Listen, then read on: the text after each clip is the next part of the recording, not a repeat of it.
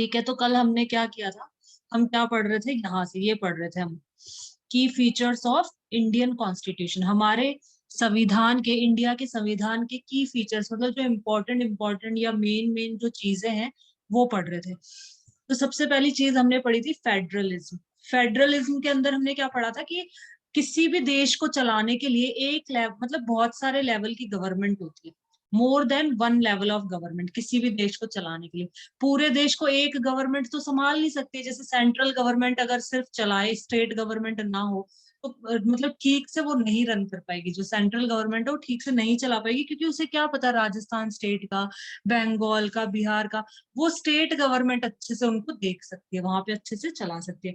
तो फेडरलिज्म मतलब एक से ज्यादा गवर्नमेंट्स का होना, एक से ज्यादा गवर्नमेंट के द्वारा किसी कंट्री को चलाया जाना, ठीक है ना। तो इसको बोलते हैं फेडरलिज्म। जैसे हमारे यहाँ पे सेंट्रल गवर्नमेंट है जो पूरे देश के जितने भी मुद्दे हैं, देश में कुछ भी इश्यूज है, प्रॉब्लम्स है, तो वो सॉल्व करती है सेंट्रल गवर्नमेंट। स्टेट गवर्नमेंट क्या करती है, अपने स्टेट का, राजस्थान की स्टेट गवर्नमेंट है वो राजस्थान का देखेगी, गुजरात की स्टेट गवर्नमेंट गुजरात का देखेगी, ठीक है।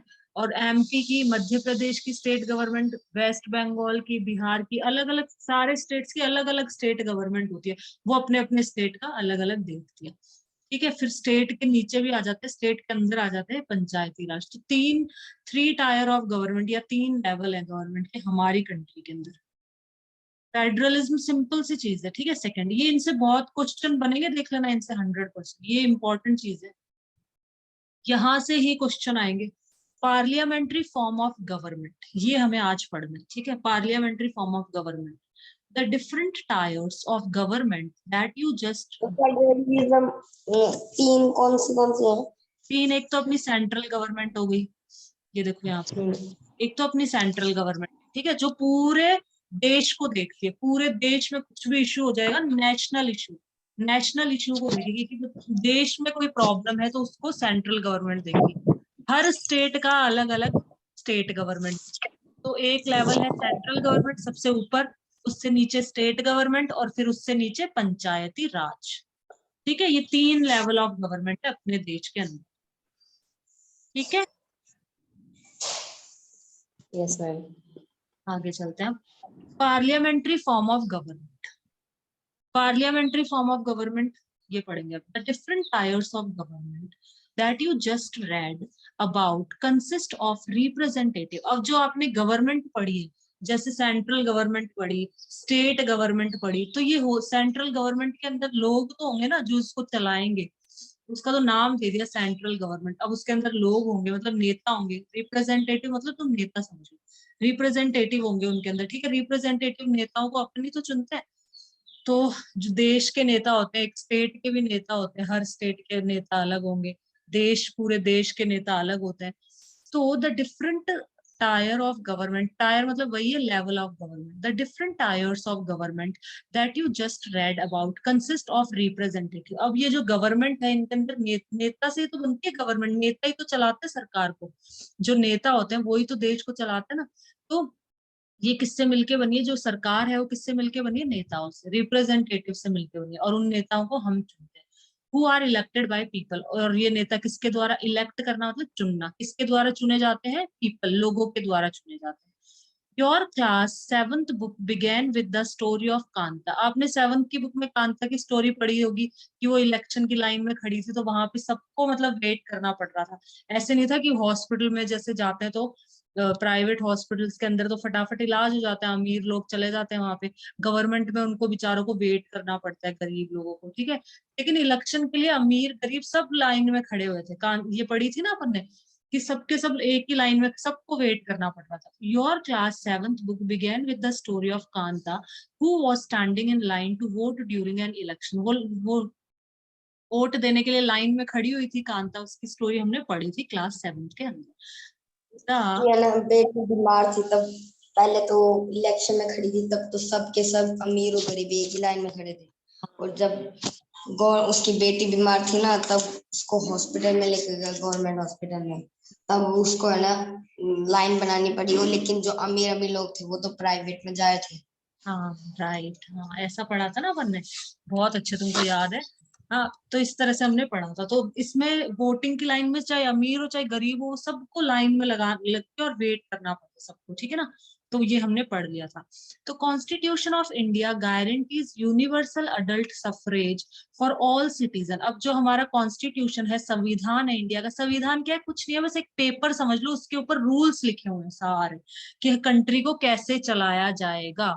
जो सेंट्रल गवर्नमेंट है, जो पूरे देश को देखती है, नेशन को देखती है, पूरे देश को, जो सेंट्रल गवर्नमेंट है उसके क्या क्या मतलब उसके क्या क्या ड्यूटीज हैं, और उसको पैसा कहाँ से मिलेगा, सारी चीजें लिखी है स्टेट गवर्नमेंट के बारे में, सारे जो रूल्स रेगुलेशन कंट्री को चलाने के लिए, ठीक है, किस किस के कितने अधिकार हैं, लोगों के क्या अधिकार हैं, सेंट्रल गवर्नमेंट के क्या राइट्स हैं, स्टेट गवर्नमेंट है उसके क्या राइट्स हैं।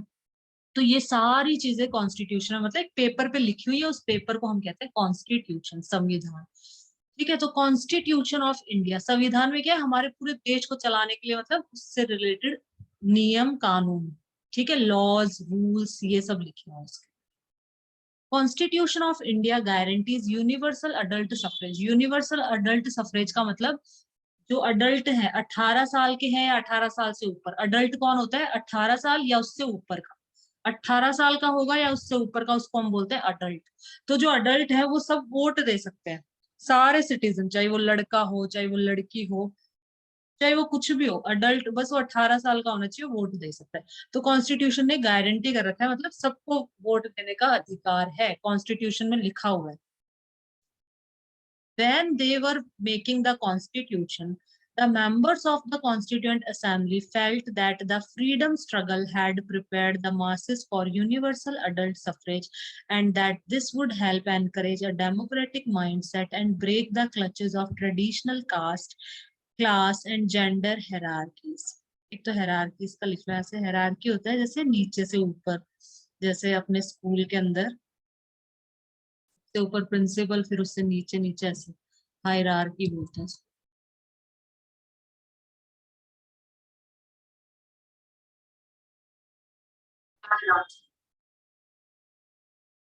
हायरार्की मतलब a system or organization that has many levels from the lowest to the highest। जैसे स्कूल है, ठीक है ना, स्कूल के अंदर नीचे से ऊपर तक, सबसे नीचे जैसे काम करने वाले कौन हो गए, प्योन और ये सब हो गए ना, वो जो स्वीपर्स होते हैं, झाड़ू पोछा करते हैं, ये स्वीपर्स और प्योन बोलते हैं अपन इनको, ये हो गए। फिर उससे ऊपर कौन हो जाएंगे, जैसे उससे ऊपर आ गए टीचर्स को ले लो, स्टूडेंट ले लो, चलो, लेकिन स्टूडेंट तो उसमें आता है, उससे ऊपर आ गए टीचर्स, टीचर से ऊपर आ गया एडमिन स्टाफ, एडमिन स्टाफ से ऊपर आ गया वाइस प्रिंसिपल, उसके ऊपर आ गया प्रिंसिपल, ऐसे। ठीक है, मतलब श्रेणीबद्ध संस्था और प्रणाली। देखो, सिस्टम और organisation that has many levels from the lowest to the highest, lowest से हाईएस्ट, नीचे से ऊपर की तरफ जा रहे हैं, ठीक है, तो उसको बोलते हैं हायरार्की, हायरार्की बोला जाता है इसको। लोअर लेवल से ऊपर ऊपर की तरफ, समझ में आ गया ना। जैसे स्कूल का सिस्टम ले लो, स्कूल में सबसे नीचे कौन है, चपरासी होते हैं, फिर उससे ऊपर, फिर उससे ऊपर, उससे ऊपर, वो सबसे ऊपर प्रिंसिपल होते हैं फिर, ठीक है। हाँ, तो उसको बोलते हैं, इस सिस्टम को बोलते हैं हायरार्की सिस्टम बोलते हैं इसको। तो हर जगह होता है ये। अपन कहीं भी जाते हैं, ऑफिस में जाते हैं, तो ऑफिस के अंदर भी सबसे ऊपर तो बॉस होता है, फिर बॉस के नीचे उससे छोटा, फिर उससे छोटा, उससे छोटा, उससे छोटा, तो ये उसको हम हायरार्की बोलते हैं। तो देखो, व्हेन दे वर मेकिंग, जब वो कॉन्स्टिट्यूशन बना रहे थे, तो कॉन्स्टिट्यूएंट असेंबली के जो मेंबर्स थे ना, felt that the freedom struggle had, कि फ्रीडम के लिए लोगों ने स्ट्रगल किया है, तो इससे लोग मतलब एक तरह से क्या हो गए, प्रिपेयर हो गए वोटिंग के लिए, वो खुद चाहते हैं कि हाँ हम वोटिंग दें, ताकि डेमोक्रेटिक माइंडसेट बना रहे। और जो ट्रेडिशनल, ट्रेडिशनल मतलब होता है पारंपरिक, पारंपरिक मतलब जो पहले से चले आ रहे हैं, जो रीति रिवाज, जो पहले से हमारे मम्मी पापा, हमारे दादा दादी जो पहले से चीजें करते आ रहे हैं। तो ट्रेडिशनल जो कास्ट सिस्टम था, पहले कास्ट को ऐसे किया जाता था ना, नीची जात ऊंची जात, इस तरह से कास्ट के लिए इस तरह से किया जाता था। तो ये सारे जो है ये टूट जाए, ये सब जो चीजें हैं, ट्रेडिशनल कास्ट, क्लास, क्लास होता था ना, हम तो हायर क्लास के, ये तो पुअर गरीब है, एस क्लास के आधार पे भी किया जाता था ना, भेदभाव किया जाता था, डिस्क्रिमिनेशन किया जाता था, ठीक है। तो कास्ट, क्लास, ये सब ब्रेक हो जाएगा, मतलब इनके बेसिस पे जो डिस्क्रिमिनेशन होता है, जेंडर हायरार्कीज, जेंडर मतलब लड़का या लड़की, उसके बेसिस पे, तो ये सब जो क्लचेस भी ये ब्रेक हो जाएंगे, क्लचेस का भी लिखा हो जाएगा।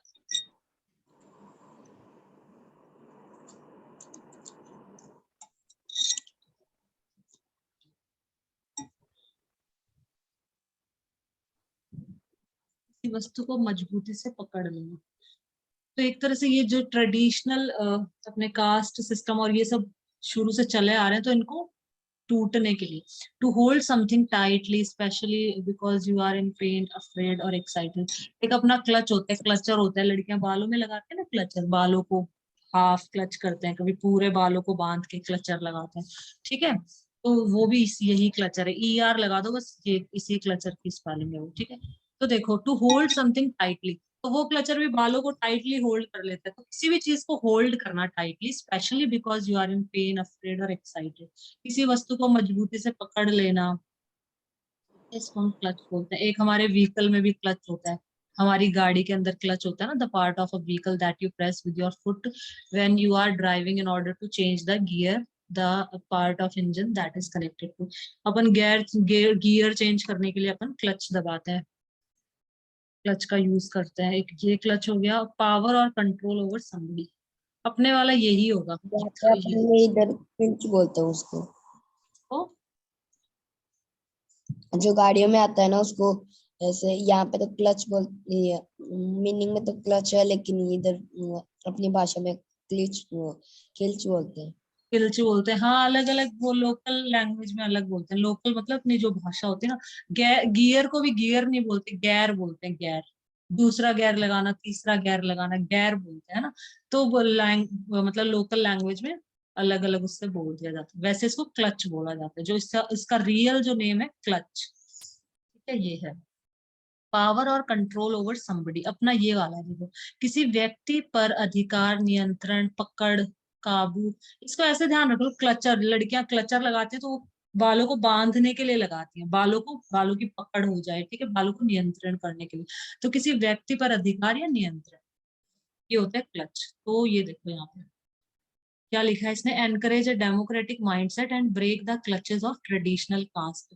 जो ट्रेडिशनल कास्ट, ये जो क्लचेस हैं, क्लचेस मतलब एक तरह से ये जैसे इनकी जो पकड़ है, ये जो मतलब चंगुल है इनका, कास्ट वाला चंगुल, और ये क्लास की, हम हायर क्लास है, तुम लोअर क्लास हो, और जेंडर, लड़का लड़के में भेदभाव, तो ये सब चीजें मतलब टूट जाएंगी एक तरह से। This means that the people of India have a direct role in electing their representative. इसका मतलब जो इंडिया के जो लोग हैं उनका डायरेक्ट रोल है अपने रिप्रेजेंटेटिव को चुनने में। रिप्रेजेंटेटिव मतलब अपने नेता को चुनने के लिए, ठीक है, जो उनको रिप्रेजेंट करेगा, जो उनके बारे में बताएगा कि हमारे लोगों के पास में पानी नहीं है, हमारे लोगों के पास में एजुकेशन नहीं है, ठीक है, खाने को नहीं है, सड़कें नहीं है, जो भी प्रॉब्लम है वो सब बताएगा आगे जाके। वो रिप्रेजेंटेटिव, नेता कह लो, रिप्रेजेंटेटिव कह लो, ठीक है। तो अपन डायरेक्ट डायरेक्ट रोल है हमारा अपने रिप्रेजेंटेटिव को चुनने में। Also every citizen of country irrespective of his her social background, her citizen, देश का, कंट्री का हर नागरिक, सिटीजन मतलब जो देश में रहने वाला, हर नागरिक, जो देश का जो नागरिक है, जो यहाँ पैदा हुआ है, यहाँ से एजुकेशन लिए, तो वो नागरिक हो जाता है देश का। Also every citizen of the country, country का हर सिटीजन जो होगा, irrespective of his social background, उसके सोशल बैकग्राउंड से भी उसको जांचा जाएगा कि कौन से बैकग्राउंड से आया ये, वो उस बिना उसके can also contest in election, वो इलेक्शन में कॉन्टेस्ट कर सकता है, भाग ले सकता है, पार्टिसिपेट कर सकता है, ठीक है ना, मतलब वो खड़ा भी हो सकता है इलेक्शन के लिए। Can also contest in elections, elections में मतलब वो खड़ा भी हो सकता है। These representatives are accountable to the people. You will read more about why representation is crucial to democratic functioning in unit 2 of this book. कि जो आप मतलब यूनिट 2 में हम पढ़ेंगे कि you will read more about why representation is crucial, मतलब ये जो रिप्रेजेंटेशन है ये इतना इंपॉर्टेंट है, क्रूशियल मतलब इंपॉर्टेंट डेमोक्रेटिक फंक्शनिंग के लिए, डेमोक्रेसी को अच्छे से चलाने के लिए रिप्रेजेंटेशन मतलब नेताओं का चुनना, वो क्यों क्रूशियल है। अब मैं पूरा बता देती हूँ इसके अंदर क्या है मेन। ये देखो, parliamentary form of government, parliamentary form of government, इसके अंदर ये है कि जो नेता होते हैं, जो रिप्रेजेंटेटिव होते हैं देश के, ठीक है ना, उनको कौन चुनता है, उनको चुनते हैं लोग, ठीक है। इसके अंदर ये है पूरा पार्लियामेंट्री फॉर्म ऑफ गवर्नमेंट, मतलब देश के जो नेता होंगे, जो रिप्रेजेंटेटिव होंगे, वो डायरेक्टली किसके द्वारा चुने जाते हैं, लोगों के द्वारा चुने जाते हैं। बस ये ध्यान में रखना है सेकंड वाले में, ठीक है। ये नेक्स्ट पढ़ते हैं अपन, separation of powers. According to the constitution, संविधान के according, there are 3 organs of government. ये बहुत इंपॉर्टेंट है सौरभ, 100% देख लेना, इसमें से पक्का क्वेश्चन बनेगा। सेपरेशन ऑफ पावर, तीनों के तीनों पूछे जाते हैं कौन से 3 ऑर्गन्स हैं गवर्नमेंट के। इसका क्वेश्चन ऐसे बनता है कि which are the 3 organs of government. Government के 3 ऑर्गन कौन कौन से हैं? सबसे पहला लेजिस्लेचर, दूसरा एग्जीक्यूटिव, तीसरा जुडिशियरी। इनके बारे में मैं बताती हूँ अभी। देखो, अकॉर्डिंग टू द कॉन्स्टिट्यूशन, संविधान के अकॉर्डिंग क्या है, there are 3 organs of government. Government के 3 ऑर्गन्स हैं। These are the legislature, the executive and judiciary. इसको टिक कर लो अपनी बुक में, इसको टिक कर लो यहां से लेके। According to the constitution, there are 3 organs of government. ये पूछा जाएगा कि हाउ मेनी ऑर्गन्स, गवर्नमेंट के कितने ऑर्गन है? 3 ऑर्गन्स है। कौन कौन से नाम बताओ, नेम दैम, इस तरह से आ जाएगा, ठीक है। तो these are the legislature, executive, judiciary. इनके बारे में डिटेल में पढ़ेंगे, मैंने पहले भी बता दिया था, अब डिटेल में पढ़ेंगे। The legislature refers to our elected representatives. Legislature का क्या मतलब होता है? लेजिस्लेचर मतलब वो अपने जो अपन ने जो चुने हैं ना, नेताओं को जो चुना है, वो नेता क्या करते हैं? लॉ बनाते हैं। लेजिस्लेचर के अंदर लॉ, नियम कानून जो भी बनाए जाते हैं देश के लिए, तो वो लेजिस्लेचर कहलाता है। Refers to our elected representative, इसको भी टिक करो। लेजिस्लेचर किसको रेफर करता है? To our elected. इलेक्टेड मतलब चुने गए नेता, चुने गए रिप्रेजेंटेटिव को रेफर करता है। चुने गए नेता क्या करते हैं? वो आगे जाकर नियम कानून बनाते हैं, जो भी चीजें, ठीक है ना, वो सब बनाते हैं। तो वो लॉज बनाते हैं एक तरह से। देखो यहाँ पे मीनिंग में दिखाते हैं इसमें।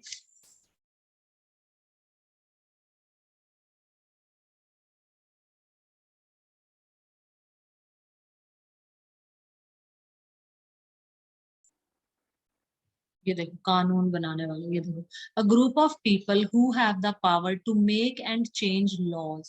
लॉज मतलब होता है कानून, ठीक है।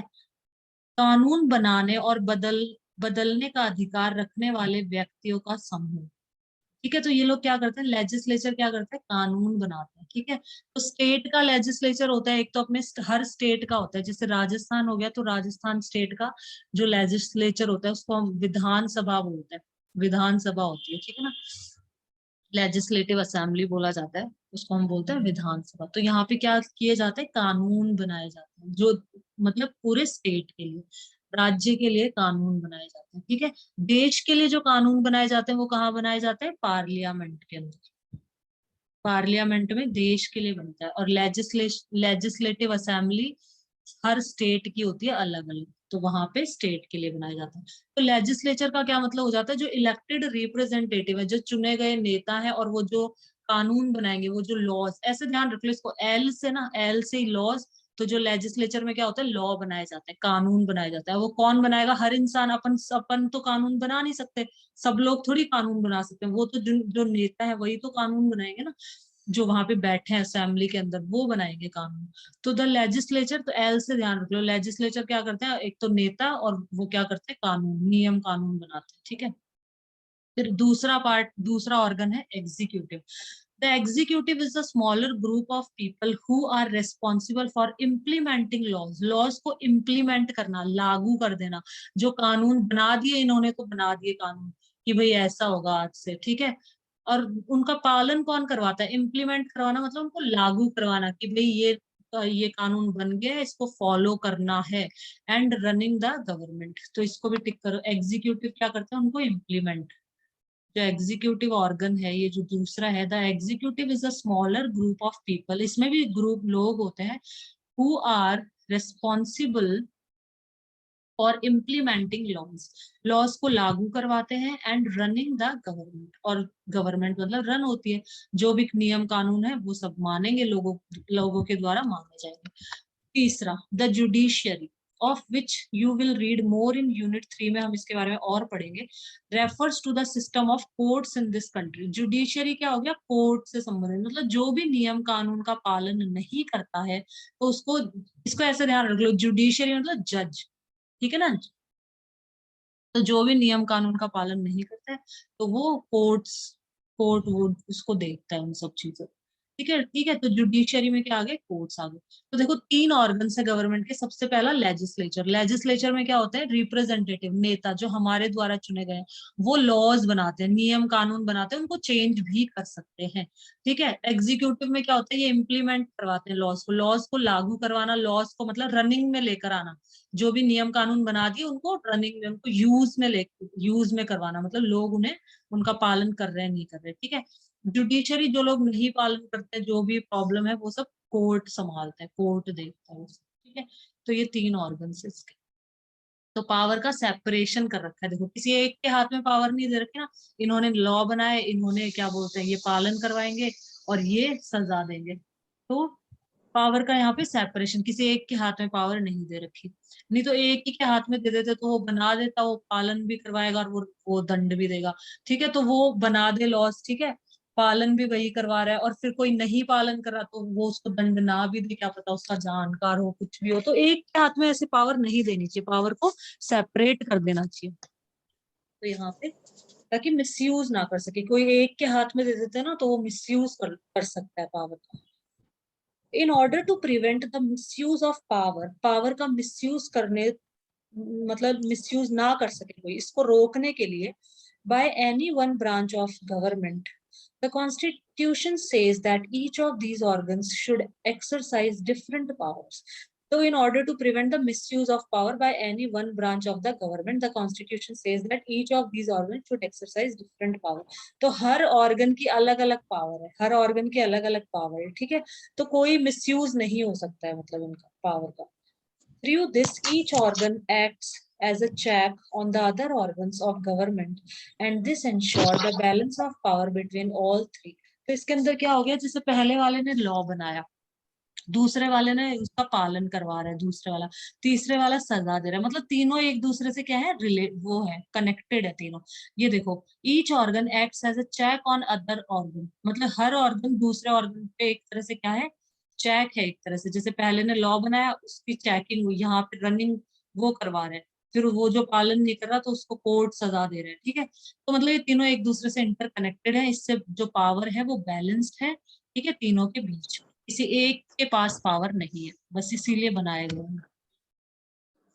ये देखो यहाँ पे क्या है, members of the constituent assembly feared that the executive might become too strong and ignore its responsibility to the legislature. The assembly therefore included a number of provisions in the constitution to limit and control the action taken by executive branch of government.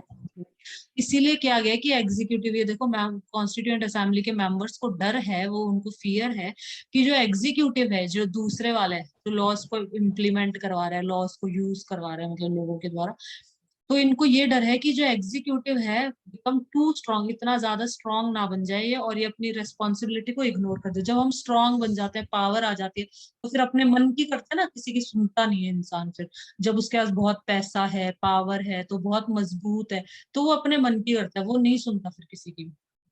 तो ये इनको भी यही डर था कि जो executive है वो इतना स्ट्रांग हो गया, तो कहीं वो अपनी रिस्पॉन्सिबिलिटी की, उसकी जो जिम्मेदारियां हैं उनको इग्नोर ना कर दे टू द लेजिस्लेचर, लेजिस्लेचर के प्रति जो भी उसकी जिम्मेदारियां हैं, जो भी उसकी रिस्पॉन्सिबिलिटीज है, उनको इग्नोर ना कर दे। इसलिए इन्होंने इन्होंने क्या करा है, there included a number of provision in the constitution to limit and control the action. तो मतलब इसकी पावर्स को लिमिट कर दिया गया है। ठीक है। तो वो कॉन्स्टिट्यूशन में लिखा हुआ है हर किसी के लिए, ताकि कोई भी अपनी पावर का मिसयूज ना कर सके। फंडामेंटल राइट्स बहुत इंपॉर्टेंट है और बहुत सिंपल भी है, इसमें कुछ नहीं है ज्यादा, ये पढ़ा देती हूँ मैं। फिर सेक्युलरिज्म है, 5 है वैसे तो।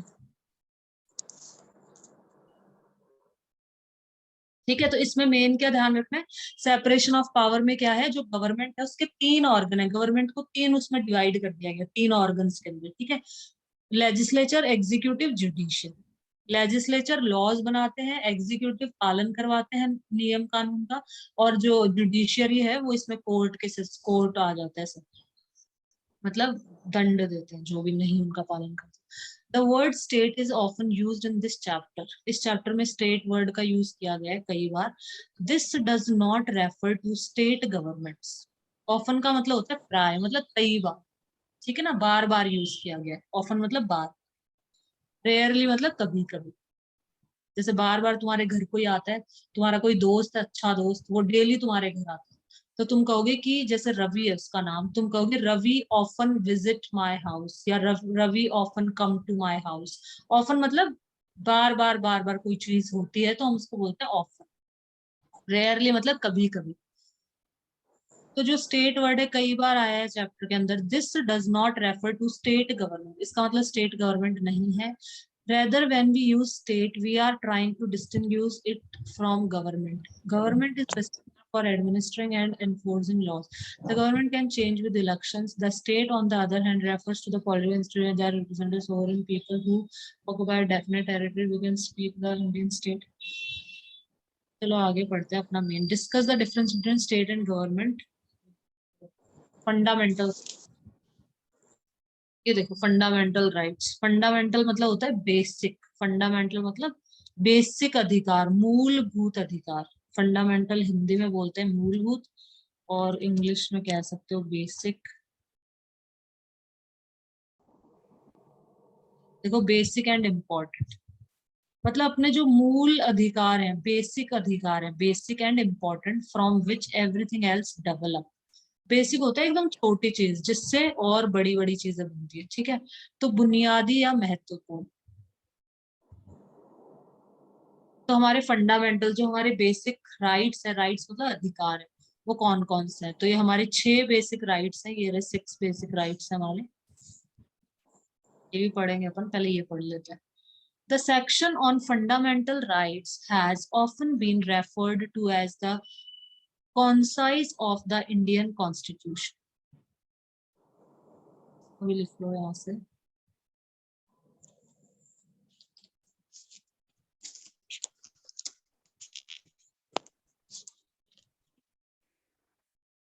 कॉन्शियस मतलब होता है the part of your mind that tells you if what you are doing is right और रॉन्ग। कॉन्शियसनेस होती है ना अपनी, कॉन्शियसनेस स्वयं के कर्म के अच्छे और बुरे होने का ज्ञान, अ क्लियर और गिल्टी कॉन्शियसनेस। कॉन्शियस का मतलब हो गया जो आपका part of your mind that tells you if what you are doing is right और रॉन्ग। मतलब अपना दिमाग अपन को कहता है ना कि नहीं नहीं ये गलत चीज है, ऐसा नहीं करना चाहिए, है ना, ऐसा नहीं करना चाहिए। तो वो अपनी कॉन्शियस मतलब अपना जो दिमाग है जो अपन को बताता है कि नहीं ऐसा नहीं करना चाहिए, ये सही है ये गलत है। तो पार्ट ऑफ योर माइंड आपका दिमाग का वो हिस्सा जो आपको बताता है कि क्या चीज सही है और क्या चीज गलत है, ठीक है। स्वयं के कर्म के, अपना जो कर्म होता है, अपन जो काम करते हैं, कर्म करते हैं, वो अच्छा कर रहे हैं बुरा कर रहे हैं उसका ज्ञान होना, तो वो कॉन्शियसनेस, कॉन्शियस बोलते हैं इसको। तो the section on fundamental rights has often been referred to as the conscience of the Indian Constitution. तो इसको एक तरह से फंडामेंटल राइट्स को क्या बोला गया है, इंडियन कॉन्स्टिट्यूशन का कॉन्शियस बोला गया। मतलब वो माइंड, वो दिमाग जो आपको बता रहे कि ये सही है ये गलत है, ठीक है। तो फंडामेंटल राइट्स एक तरह से ये।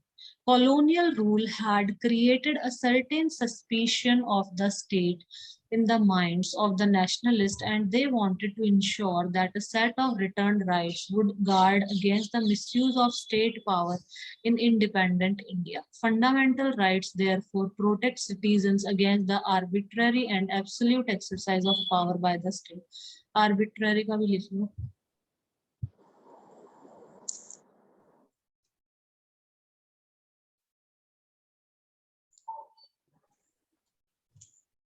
आर्बिट्ररी मतलब मनमाना काम करना, जैसे not seeming to be based on any reason और plan and sometimes seeming unfair. बिना तर्क, नियम, योजना पर आधारित, कभी कभी अनुचित, मनमाना, स्वेच्छाचारी। आर्बिट्ररी का हिंदी में इसको लिखा जाता है स्वेच्छाचारी। आर्बिट्ररी मतलब मनमाना, जैसे जो वो होते हैं ना, क्या बोलते हैं, जो लीडर बन गया तो अपने मनमाना काम कर रहे हैं, ठीक है, अपनी इच्छा का मतलब बिना किसी किसी की सुने उन्हें अपनी मनमानी चला रहा है पूरी। Not seeming to be based on any reason और plan and sometimes seeming unfair. तो मनमानी करेगा तो अनफेयर ही होगा दूसरे के साथ में। तो देखो द सेक्शन ऑन, ये तो पढ़ लिया। Colonial rule had created, colonial rule मतलब जो ब्रिटिश ने हमारे ऊपर जो रूल किया था उसके लिए यूज किया जाता है।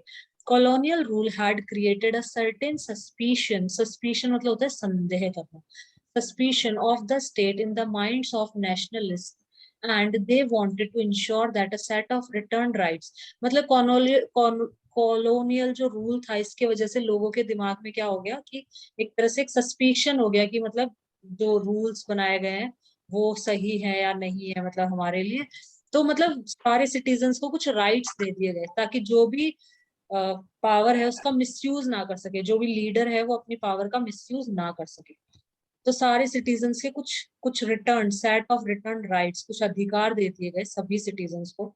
Fundamental rights therefore protect citizen, fundamental rights क्या करते हैं, सिटीजन्स को प्रोटेक्ट करते हैं against the arbitrary absolute exercise of power by the state, मतलब जो स्टेट है वो अपनी पावर का मन चाहा यूज ना कर सके। सिटीजन भी मतलब कोर्ट में जा सकते हैं, ठीक है, कुछ अगर कुछ गलत हो रहा है तो वो कोर्ट में जा सकते हैं, तो उसके अगेंस्ट लड़ सकते हैं, उनको भी राइट्स दिए गए हैं चीजों के। The Constitution thus guarantees the rights of individuals against the state as well as against other individual। तो Constitution ने rights दिए हैं, अधिकार दिए हैं सभी इंडिविजुअल, इंडिविजुअल मतलब सभी लोगों को, अगेंस्ट द स्टेट, स्टेट के अगेंस्ट मतलब कोई भी लीडर नेता कुछ गलत करता है आपके साथ, या कोई दूसरा इंसान अदर इंडिविजुअल कोई दूसरा इंसान आपके साथ कुछ गलत करता है, तो सबके अधिकार मतलब राइट्स मतलब इंडिविजुअल, इंडिविजुअल मतलब कोई भी इंडिविजुअल, कोई भी पर्सन, कोई भी आदमी, कोई भी आदमी अगर आपके साथ गलत करता है मतलब आप सबको इक्वालिटी का अधिकार है, ये सारे राइट्स है सिटीजन के, सबको बराबर का अधिकार है। अगर आपको कोई दूसरा आदमी कहता है कि नीचा दिखाता है आपको, ठीक है, इक्वालिटी का अधिकार नहीं दे रहा है, सब बच्चे पढ़ रहे हैं, इंसानी, हाँ इंसान कोई होता है। इंसान, हाँ अदर इंडिविजुअल मतलब कोई इंसान ही, कोई व्यक्ति, ठीक है। तो कॉन्स्टिट्यूशन में ये गारंटी कर रखा है मतलब जो राइट है किसी भी इंसान के, राइट ऑफ इंडिविजुअल्स, देखो यहाँ से देख, यहाँ से भी लिख लो इसको।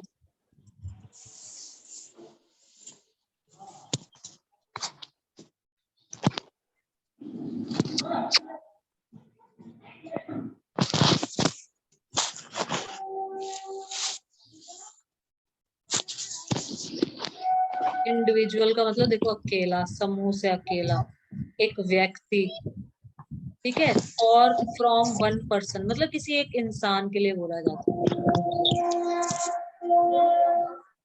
एक व्यक्ति, वन पर्सन, इंडिविजुअल मतलब वन पर्सन, ठीक है, इंडिविजुअल मतलब एक कोई पर्सन। तो आपको राइट्स दे रखे हैं ताकि आपके साथ कोई भी गलत नहीं कर सकता, ना तो कोई लीडर नेता है वो आपके साथ गलत कर सकता है, ना ही कोई दूसरा इंसान गलत। जैसे इक्वालिटी का अधिकार दे दिया, एजुकेशन का अधिकार दे दिया, फ्रीडम का अधिकार दे दिया, ठीक है, सारे राइट्स अपन को दे दिए ना। अगर कोई भी अगर अपन को कहता है एजुकेशन लेने से मना करता है अपन को कि तुमको एजुकेशन नहीं देंगे, तो उसके खिलाफ हम कोर्ट में जा सकते हैं कि मुझे राइट है एजुकेशन का तो मुझे देनी पड़ेगी एजुकेशन। फ्रीडम का राइट है आपको, अपन को सबको, ठीक है, ये सारे राइट्स अपन, इन सब चीजों का राइट। कुछ कह रहे हो सौरभ? No ma'am. आगे बढ़ते हैं। More over the various minority, minority मतलब जो कम, जो लोग कम नंबर में होते हैं, जैसे अपने यहाँ पे क्रिश्चियंस, मुस्लिम्स, ये सब कम है ना माइनॉरिटी में, और मेजोरिटी में कौन है, हिंदू जो है वो मेजोरिटी में। माइनॉरिटी मतलब जिनकी संख्या कम है, मेजोरिटी मतलब जिनकी संख्या ज्यादा हो। जैसे अपनी कंट्री में हिंदू ज्यादा है और मुस्लिम, क्रिश्चियंस ये सब क्या है, माइनॉरिटी में, ये लोग कम है। और over the various minority, various मतलब अलग अलग, अलग अलग, जैसे मुस्लिम्स हो गए, क्रिश्चियंस हो गए, ठीक है, इस और कौन हो गए, वो हो गए जैन हो गए, बुद्धिस्ट हो गए, ठीक है, तो ये सब माइनॉरिटी में है। वेरियस मतलब कई प्रकार की जो माइनॉरिटीज कम्युनिटी हैं, also expressed the need for the constitution to include rights that would protect their group. तो इन्होंने भी मतलब एक्सप्रेस किया कि कॉन्स्टिट्यूशन में राइट्स होने चाहिए जिससे हमारे, हम भी प्रोटेक्ट रह सके, जो माइनॉरिटी ग्रुप्स हैं ये भी प्रोटेक्ट रह सके। The Constitution therefore also guarantees the right of minority against the majority। तो कॉन्स्टिट्यूशन में माइनॉरिटीज के अधिकार भी लिखे गए हैं कि ताकि मेजोरिटी उन पे जुल्म ना कर सके, ठीक है, तो ये अधिकार भी बना दिए। देखिए, as Dr. Ambedkar has said about these fundamental rights, their object is twofold. The first objective is that every citizen must be in a position to claim those rights. मतलब जो डॉक्टर अंबेडकर हैं, ठीक है, इन्होंने क्या कहा है फंडामेंटल राइट्स के बारे में? मैम हाँ बोलो।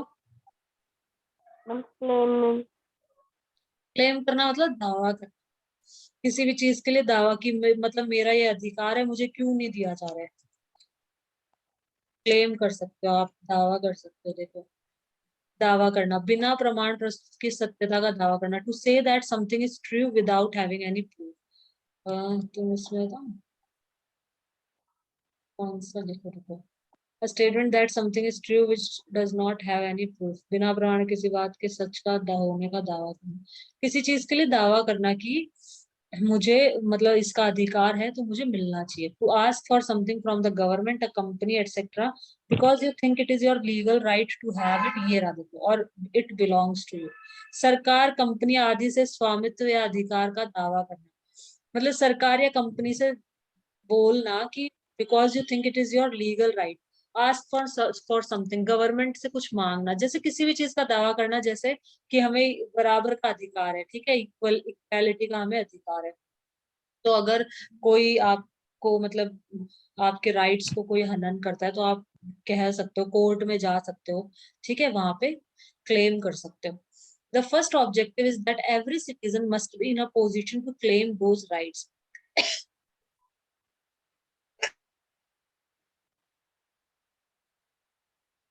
मतलब अपने जो अधिकार है उनका वो दावा कर सकते हैं कि मुझे ये अधिकार है और मेरे साथ ऐसा हो रहा है, मुझे अधिकार मतलब अधिकार से वंचित किया जा रहा है। And secondly, these rights must be binding upon every authority that has got the power to make laws. और दूसरा क्या है, these right must be binding upon every authority that has got the power to make laws. जो भी authorities है जो laws बनाते हैं उनको भी एक तरह से बांध रखा है, वो भी गलत नहीं कर सकते सिटीजन्स के साथ में। तो मेन ये फंडामेंटल राइट्स बना रखे, क्यों बना रखे हैं? क्योंकि जो माइनॉरिटी है वो उनको मेजोरिटी परेशान ना कर सके, ठीक है। और दूसरी बात क्या बोलते हैं, कोई भी जो सिटीजन है उसको दूसरा सिटीजन, कोई भी नागरिक है देश का, उसको दूसरा नागरिक या कोई नेता परेशान ना कर सके, ठीक है। इसीलिए बनाए गए ये सारे राइट्स। सिंपल सी बात, छोटी सी। In addition to fundamental rights, the Constitution also has a section called Directive Principle of State Policy. This section was designed by the member of the Constituent Assembly to ensure greater social and economic reforms and to serve as a guide to the independent India state to institute laws and policies that help reduce the poverty of the masses. इसका question आ सकता है, देखो टिक कर लो, इसको मैं समझा देती हूँ। In addition to fundamental rights, the Constitution also has a section, constitution के अंदर एक और सेक्शन है, फंडामेंटल राइट तो है, इसके अलावा एक और सेक्शन है, उसको क्या कहा जाता है, has a section directive principle of state policy, ठीक है ना, ये कहा जाता है उस सेक्शन को।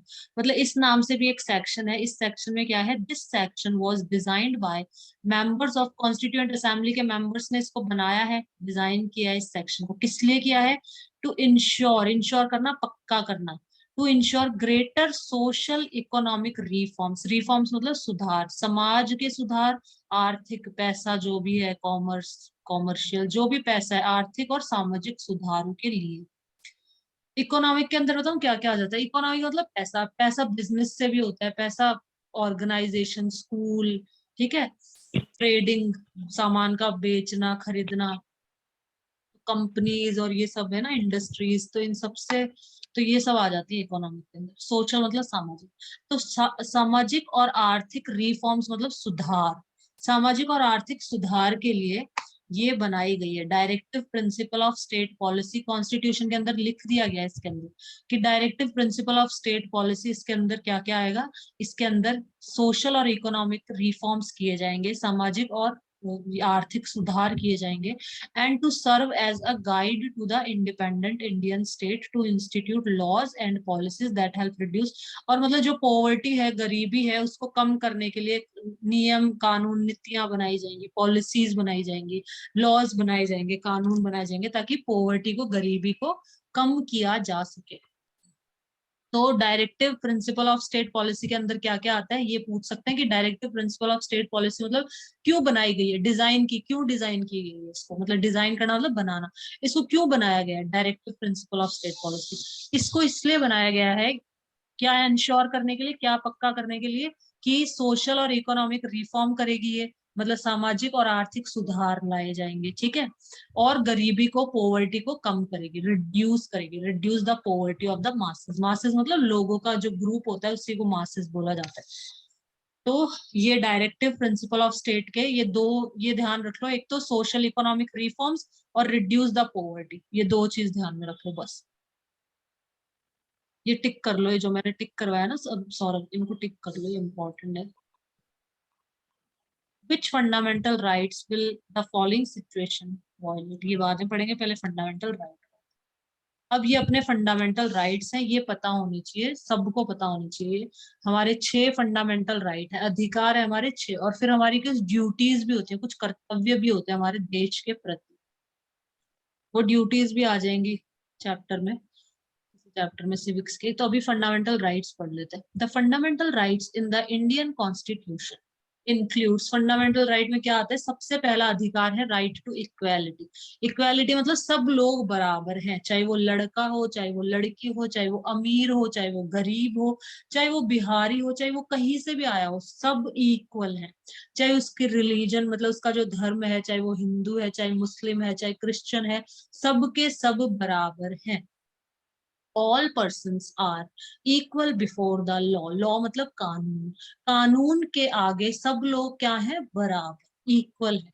This means that all persons shall be equally protected by the laws of the country. इसका मतलब कंट्री में जो नियम बनाए गए हैं वो सभी को प्रोटेक्ट करते हैं, सभी को मतलब सभी के लिए समान है, ठीक है, सब लोग उन लॉज का, नियम कानून का मतलब यूज कर सकते हैं जो भी बनाए हुए हैं, ठीक है, सबके लिए इक्वल है, सबको इक्वली प्रोटेक्ट करते हैं, इक्वली मतलब बचाते हैं।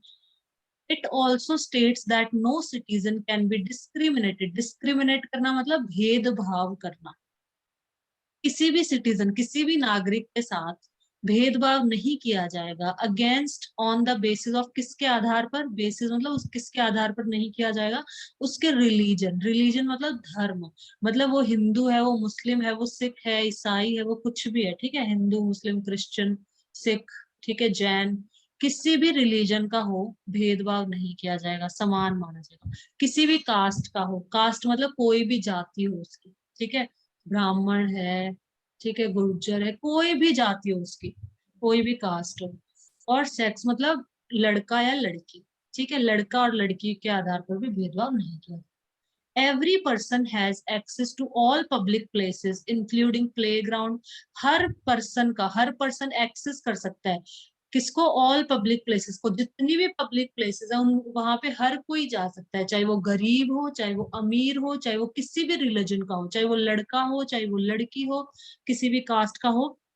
जो पब्लिक प्लेसेस है, पब्लिक मतलब जिसपे पब्लिक जा सकती है, जैसे अपने प्ले ग्राउंड हो गए, जैसे अपने पार्क हो गए। ऐसे थोड़ी होता है पार्क में कि वो गरीब है वो नहीं आएगा, वो इस कास्ट का है वो नहीं आएगा, हर कोई घूमते ना पार्क में। प्ले ग्राउंड जो खेलने के जगह होते हैं वहां पे हर कोई खेलता है, पब्लिक प्लेस है। होटल्स है, होटल्स में कोई भी कमरा बुक, पैसे होने चाहिए बस, कोई भी कमरा बुक करवा सकता है, कोई भी जा सकता है। शॉप्स, दुकानों में कोई भी अमीर गरीब कोई भी जा सकता है, किसी भी कास्ट का लड़का लड़की सब जा सकते हैं, ठीक है। तो जो पब्लिक प्लेसेस हैं वो सबके लिए, सब हर पर्सन उसको एक्सेस कर सकता है, मतलब हर पर्सन वहां जा सकता है।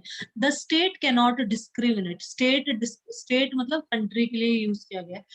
जो कंट्री है वो डिस्क्रिमिनेट नहीं कर सकती, भेदभाव नहीं कर सकती against anyone in matters of employment. Employment मतलब होता है नौकरी, नौकरी के मैटर्स में, नौकरी के उसमें कोई भी डिस्क्रिमिनेशन, भेदभाव नहीं होगा। लड़का होगा, लड़की होगी, सबको नौकरी मिलेगी, गरीब है अमीर है सबको मिलेगी, चाहे वो गरीब हो, चाहे वो अमीर हो, चाहे वो किसी भी रिलीजन का हो, चाहे वो किसी भी कास्ट का हो, चाहे वो चाहे वो किसी भी जगह से आया हो, चाहे बिहारी हो, बंगाली हो, सबको एम्प्लॉयमेंट मतलब रोजगार, नौकरी, रोजगार मतलब नौकरी, सबको नौकरी का अधिकार है, ठीक है ना। मतलब उसमें डिस्क्रिमिनेशन नहीं किया जाएगा एम्प्लॉयमेंट के लिए।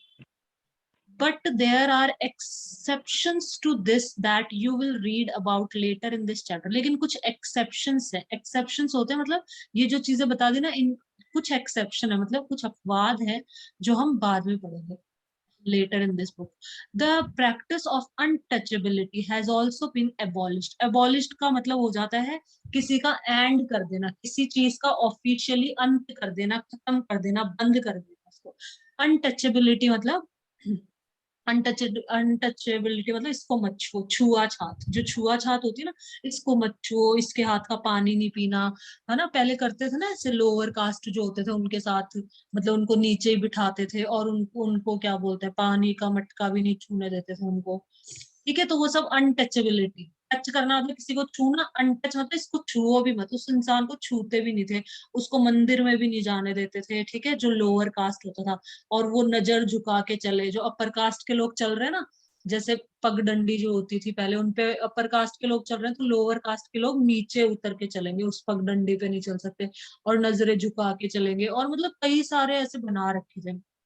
तो द प्रैक्टिस ऑफ अनटचेबिलिटी, छुआछात की जो प्रैक्टिस थी, मतलब जो छुआछात था, उसको एबॉलिश कर दिया गया, उसको मतलब अंत कर दिया गया, एंड कर दिया गया इसका, ठीक है। तो ये सब हमारे राइट टू इक्वेलिटी में। दूसरा हमारा अधिकार है राइट टू फ्रीडम। फ्रीडम मतलब स्वतंत्रता का अधिकार, सबको फ्रीडम, स्वतंत्रता का अधिकार है। This includes the right to freedom of speech and expression. आप स्पीच मतलब बोलना, आपको बोलने के लिए आप स्वतंत्र हो, ठीक है। तो यहाँ से लिख लो, बोलने की शक्ति, द एबिलिटी टू स्पीक, बोलने का खास ढंग, भाषा, नाटक में पात्र की भाषा।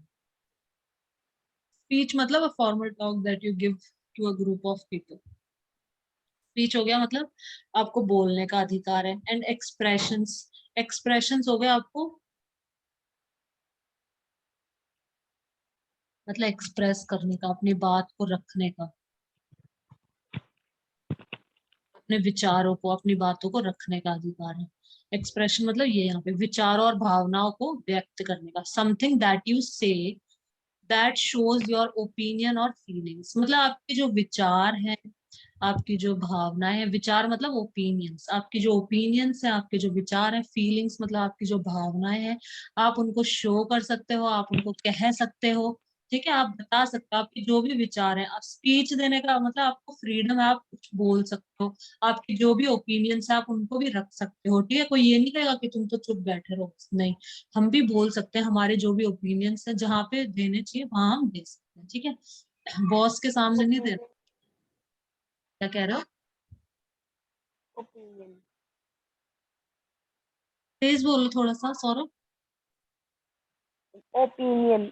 ओपिनियन, ओपिनियन मतलब आपके विचार, आपकी ओपिनियन, आपकी क्या ओपिनियन है इस मैटर पे, मतलब कोई भी बात बता दी फिर पूछी कि आपकी क्या ओपिनियन है, मतलब आपके क्या विचार है, क्या सही है क्या गलत है। जैसे कुछ भी हो जाए, सपोज कोई भी घटना हो जाए कि किसी ने मर्डर कर दिया या किसी ने किसी को चांटा मार दिया, तो वो अपन से पूछ रहा है कि आपकी, किसी ने चोरी कर ली, तो आपकी क्या ओपिनियन है, मतलब इस चोर के साथ क्या किया जाना चाहिए, आपकी क्या ओपिनियन है, आप क्या विचार देते हो, मतलब इस चोर को मार दे, क्या करें इसके साथ। ओपिनियन मतलब आपके विचार। फीलिंग्स मतलब आपकी जो अंदर से जो फीलिंग्स आती है ना, अपनी भावनाएं जो होती है, अपनी जो फीलिंग्स होती है, कभी जैसे अपन सैड हो जाते हैं, कभी अपन खुश होते हैं, तो उनको फीलिंग्स बोलते हैं, ठीक है। कभी रोना आ जाता है ऐसे, तो ये सब फीलिंग्स होती है। Something that you say that shows your opinion, जो आपके विचारों को या आपकी भावनाओं को, तो आप बता सकते हो, आपके जो भी विचार हैं, आपकी जो भी भावनाएं हैं, आप उनको कह सकते हो। तो राइट टू फ्रीडम, किस किस का फ्रीडम है हमें, right, the right to freedom of speech, बोलने का फ्रीडम है। एक्सप्रेशन मतलब हमारी जो ओपिनियन है, जो हमारे विचार हैं, जो हमारी फीलिंग्स है, उनको बताने का, उनको रखने का एक्सपीरियंस है, मतलब उनको हम बोल सकते हैं, बता सकते हैं, हमारी मतलब अपनी राय दे सकते हैं। The right to form association, association मतलब हो जाता है ग्रुप बना लेना, जैसे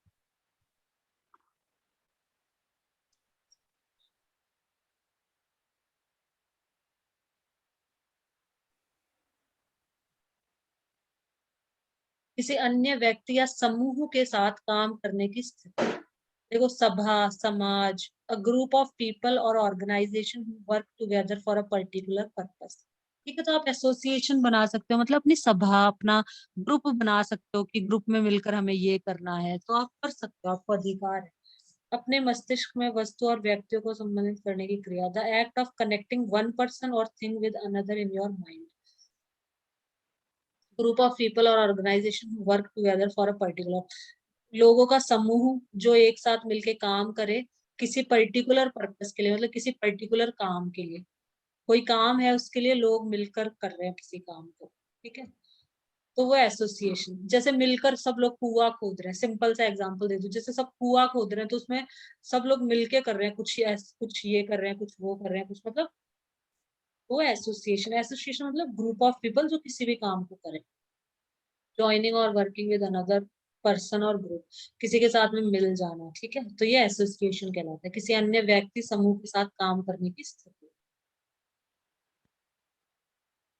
तो टू फॉर्म, फॉर्म मतलब बनाना, the right to form association, आप एसोसिएशन बना सकते हो, मतलब सभा, ग्रुप बना सकते हो, मिलकर कुछ करना चाहते हो वो कर सकते हो। The right to move freely, आप फ्रीली कहीं भी मूव कर सकते हो पूरे देश में, आप कहीं भी मूव करो, कहीं भी घूमो, आप राजस्थान जाओ, आप जम्मू कश्मीर जाओ, आप मध्य प्रदेश जाओ, यूपी जाओ, ठीक है, कहीं भी जा सकते हो। एंड रिसाइड, रिसाइड का मतलब होता है रहना, reside in any part of the country, और कंट्री के किसी भी जगह पे आप रह सकते हो।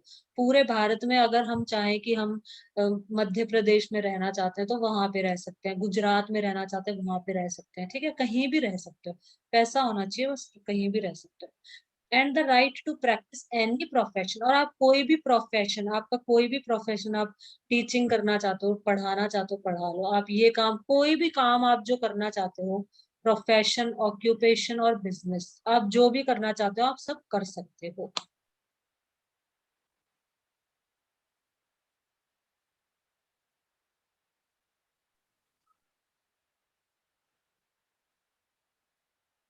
A job that needs a high level of training and or education, व्यवसाय, पेशा, ठीक है, all the people who work in particular profession। तो प्रोफेशन मतलब एक तरह से जॉब, आप कोई भी जॉब कर सकते हो। राइट अगेंस्ट एक्सप्लॉयटेशन, बस आज ये खत्म कर देते हैं, 6 बस यहाँ तक पढ़ेंगे, कल फिर आगे का कल करेंगे, ठीक है ना, ये पढ़ लेते हैं। राइट अगेंस्ट मतलब फ्रीडम, आपको फ्रीडम है, आपको स्वतंत्रता है बोलने की, अपने विचार व्यक्त करने की, एसोसिएशन बनाने की, फ्रीली मूव कर सकते हो कंट्री में कहीं भी, रिसाइड कर सकते हो, रह सकते हो कंट्री में किसी भी पार्ट में, कहीं पे भी रह सकते हो, कोई भी प्रोफेशन, ऑक्यूपेशन, बिजनेस प्रैक्टिस कर सकते हो, मतलब आपको जो भी नौकरी करनी है आप कर सकते हो, ठीक है। ये नहीं कि पहले ऐसा होता था ना कि लुहार का बेटा लुहार ही बनेगा, किसान का बेटा किसान ही बनेगा, पहले इस तरह से होता था, तो ऐसा कुछ नहीं है, आपको जो बनना है आप बन सकते हो। राइट अगेंस्ट एक्सप्लॉयटेशन, एक्सप्लॉयटेशन का मतलब होता है किसी का शोषण करना, शोषण करना मतलब फोर्सफुली काम करवा रहे हैं किसी से, ठीक है, उसको पैसे भी नहीं दे रहे और सारे दिन उससे काम करवा रहे हैं। तो द कॉन्स्टिट्यूशन, हेलो, कुछ कह रहे हो क्या सौरभ? आवाज नहीं आ रही तुम्हारी, धीरे आ रही है बहुत। No ma'am. Right against exploitation, the constitution prohibit, prohibit का मतलब होता है मना करना, किसी चीज के लिए रोक लगाना, तो द कॉन्स्टिट्यूशन प्रोहिबिट मतलब कॉन्स्टिट्यूशन, संविधान रोक लगाता है किसके ऊपर? ह्यूमन ट्रैफिकिंग, ह्यूमन ट्रैफिकिंग मतलब लोगों का, मतलब एक जगह से दूसरी जगह लोगों को बेच देते हैं ना, ये देखो,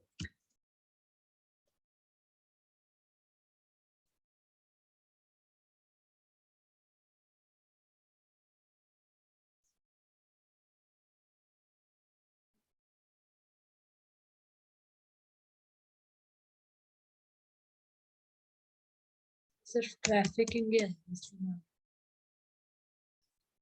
ट्रैफिकिंग अवैध व्यापार चलाना या करना। He was arrested for trafficking in drugs. Traffic का मतलब होता है अवैध व्यापार, इलीगल। इलीगल जो चलाता है ना व्यापार, डील और trade in something illegal. Legal का मतलब होता है कोई कानून। कहीं से कहीं भेजना इलीगल, हाँ, लोग सही से। भेज देते हैं ना बच्चों को, किडनैप करके कहीं से कहीं भेज देते हैं, ठीक है ना, उन बच्चों को।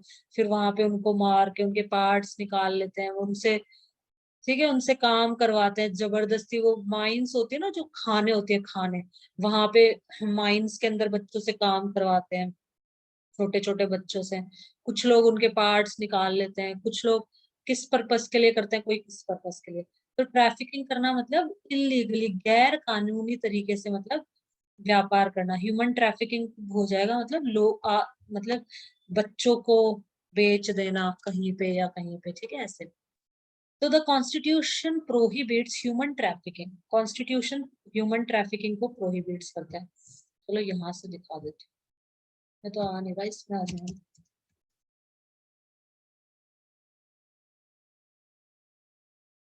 The unlawful act of transporting or coercing people in order to benefit from their work or service, typically in form of forced labor, sexual exploitation।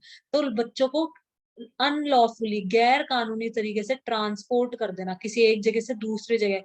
जैसे कुछ बच्चों को खानों में काम करने के लिए, जो माइंस होती है ना, माइंस खाने होती है, तो माइंस में कभी भी ऊपर से गिर जाए वो माइंस, तो मर जाए अंदर दब के बेचारे बच्चे, किसी को पता भी नहीं चले किसके बच्चे हैं, कौन है, उनको किडनैप करके कहीं से कहीं भेज दिया उनको, ठीक है। तो अ, इसके लिए कॉन्स्टिट्यूट संविधान ने प्रोहिबिट कर रखा है, मतलब रोक लगा रखी है इस पे, ह्यूमन ट्रैफिकिंग पे, ठीक है। कि कोई भी अगर बच्चों को इधर से उधर भेज देता है और ऐसे इलीगली काम, तो इलीगल है, मतलब सजा मिलेगी अगर ऐसा करोगे तो। फोर्स्ड लेबर, फोर्स्ड मतलब किसी से जबरदस्ती काम करना, ठीक है ना, जबरदस्ती किसी से काम करवाना, वो उसके लिए भी मतलब मना है, कॉन्स्टिट्यूशन संविधान में मना कर रखा है। एंड एम्प्लॉयमेंट ऑफ, एम्प्लॉयमेंट मतलब नौकरी, अंडर 14 ईयर्स ऑफ एज, 14 साल से छोटे बच्चों को नौकरी पे रखना, ये भी सब इलीगल है, गैर कानूनी है, सजा हो सकती है, ठीक है। तो ये सब चीजें, एक्सप्लॉयटेशन मतलब शोषण करना किसी का, जबरदस्ती काम करवा रहे हैं मतलब, और पैसे भी नहीं दे रहे उनको बेचारों को, ठीक है। तो ये सब शोषण में आ जाता है, एक्सप्लॉयटेशन में आ जाता है। 14 14 साल से छोटा बच्चा है, 14 ईयर्स से कम एज का बच्चा है, उसको तो नॉलेज नहीं है, उससे इतना इतना काम करवाते हैं बेचारे को, 100 200 रुपए थोड़े बहुत पैसे दे दिए और सारे दिन काम करवा रहे हैं। और कोई ऐसा हार्मफुल काम करवा रहे हैं जिससे उसकी आई साइट वीक हो जाए, ठीक है। जैसे चूड़ियां बनाना और ये सब होते हैं ना, माइंस में कहाँ कहाँ काम करवाते हैं बच्चों से, तो उनकी आई साइट खराब हो जाती है। उनको नॉलेज तो होती नहीं है, वो सोचते हैं पैसे मिल रहे हैं, पैसे के लालच में वो काम करते रहते हैं, और उनको पता नहीं होता कि हमारी आंखें, मतलब हमारा शरीर पूरा खराब हो जाएगा ऐसे।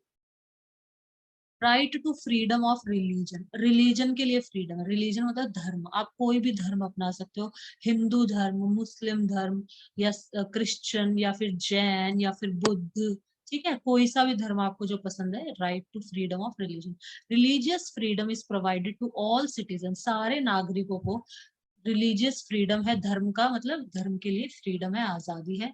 Every person has the right to practise, प्रत्येक पर्सन को अधिकार है to practise, profess and propagate the religion of their choice, वो अपनी चॉइस के रिलीजन को प्रैक्टिस कर सकता है। प्रैक्टिस, प्रैक्टिस करने का मतलब होता है अपना लेना, और मतलब करना, उसको प्रैक्टिस में आ जाता है, ठीक है। प्रोफेस कर सकता है, प्रोपोगेट कर सकता है। प्रोफेस का लिखना है इसमें।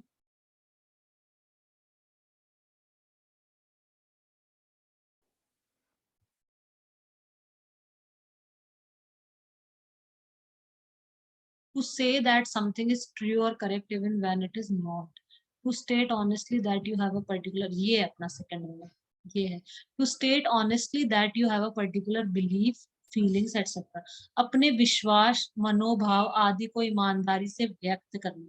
प्रोफेस करना मतलब he professed his hatred of all, to state honestly that you have a particular belief or feeling, मतलब आपकी कोई बिलीफ मतलब विश्वास, फीलिंग मतलब आपकी मनोभावना या आपकी जो फीलिंग्स होती है, वो अपने विश्वास और मनोभाव आदि को ईमानदारी से व्यक्त करना।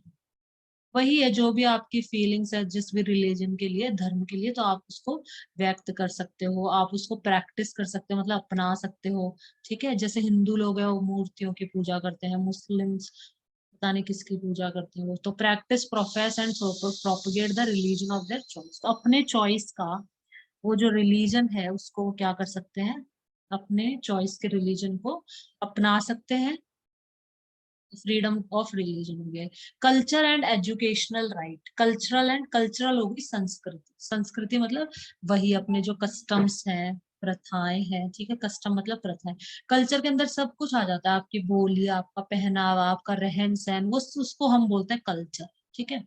The constitution states that all minority, जितनी भी माइनॉरिटी हैं, रिलीजियस एंड लिंग्विस्टिक, लिंग्विस्टिक मतलब अलग अलग लैंग्वेज बोलने वाले लोग, तो लिंग्विस्टिक हो जाता है। ठीक है, अलग अलग language, can setup their own educational institute, तो ये अपना एजुकेशनल इंस्टीट्यूट बना सकते हैं, सेटअप कर सकते हैं।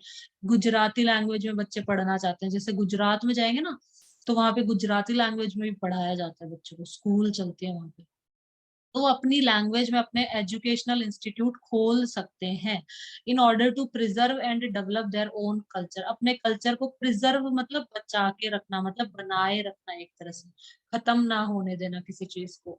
तो अपने कल्चर को, अपनी संस्कृति को प्रिजर्व करने के लिए या उसको डेवलप मतलब और बढ़ाने के लिए वो अपने खुद की भाषा में एजुकेशनल इंस्टीट्यूशन खोल सकते हैं। ठीक है, गुजरात में जाओगे तो गुजराती लैंग्वेज के अंदर मिल जाएगा, साउथ में जाओगे वहां तमिल तेलुगु में मतलब पढ़ाई करते हैं बच्चे वहां पे। ठीक है, अपन लोग तो हिंदी या इंग्लिश पढ़ते हैं हम लोग, वो लोग अपनी लैंग्वेज, वो लोग उनको हिंदी नहीं आती है, वहां पे साउथ में जाएंगे हिंदी नहीं आएगी, गुजरातियों को हिंदी मतलब उनको गुजराती आती है, साउथ वालों को अपनी लैंग्वेज। तो अपनी लैंग्वेज में अपने एजुकेशन ले सकते हो, मतलब तुम्हारी जो लैंग्वेज है तमिल है तो तुम तमिल में पढ़ाई कर सकते हो, सरकार मतलब कॉन्स्टिट्यूशन में ऐसा लिखा हुआ है। ठीक है, ताकि आपका जो कल्चर है आप उसको प्रिजर्व कर सको, बना के रख सको। Right to constitutional remedies, this allows citizen to move the court if they believe that any of their fundamental rights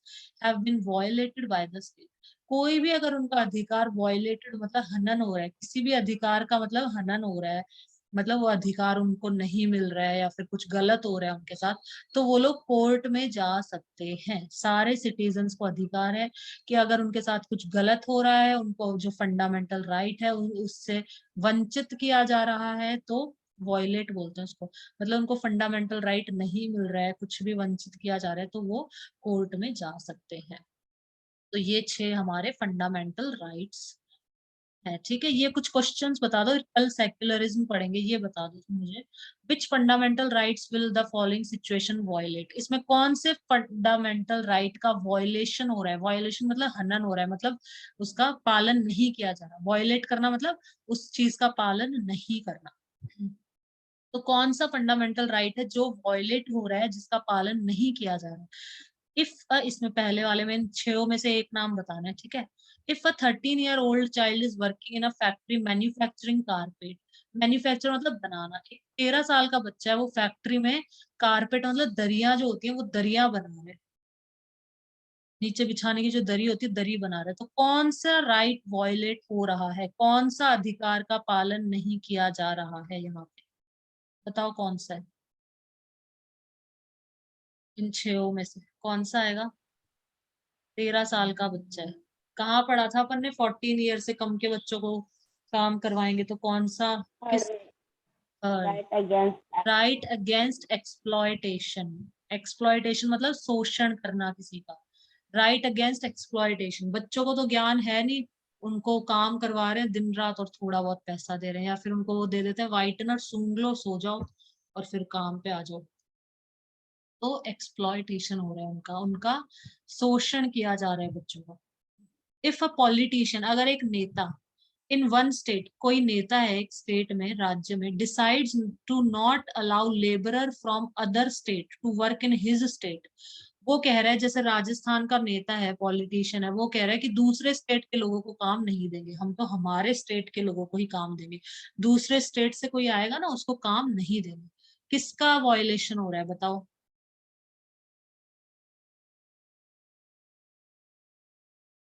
कौन से लॉ उसका राइट का वायलेशन है?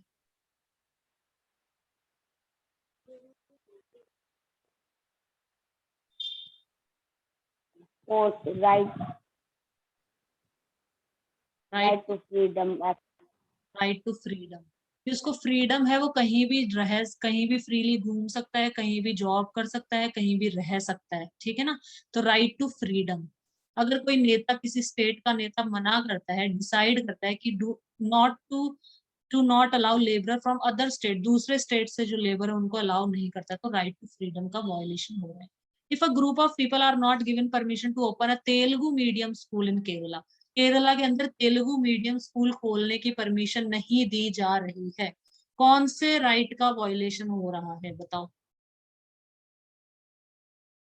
तेलुगु मीडियम स्कूल खोलना चाहते हैं, जैसे हिंदी मीडियम होती है, इंग्लिश मीडियम स्कूल होती है, ऐसे ही केरला के लोगों की तेलुगु लैंग्वेज है तो वो तेलुगु मीडियम खोलना चाह रहे हैं, वो हिंदी मीडियम नहीं चलती उनके वहां पे, तेलुगु मीडियम या इंग्लिश मीडियम।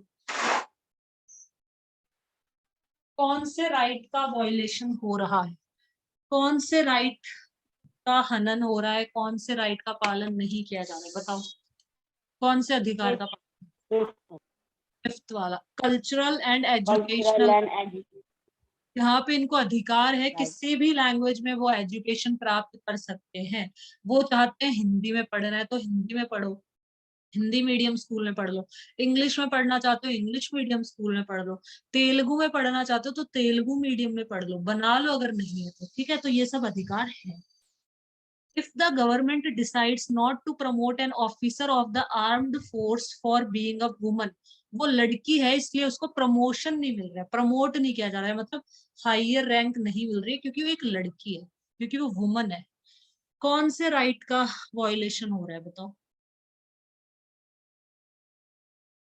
क्योंकि वो वुमन है इसलिए उसको प्रमोशन नहीं मिल रहा है, वो एक लड़की है इसलिए प्रमोशन नहीं मिल रहा कि अरे ये तो लड़की है, ये क्या करे। Right to equality. Right to equality, equality में सबको बराबर का, चाहे वो लड़का हो चाहे लड़की हो, किसी भी जाति का हो किसी भी धर्म का हो, सबको इक्वल राइट्स हैं, सबको सबको बराबर का अधिकार है, ठीक है। ये एक बचा है सेक्युलरिज्म, ये हम कल पढ़ेंगे, आज बस यहीं तक।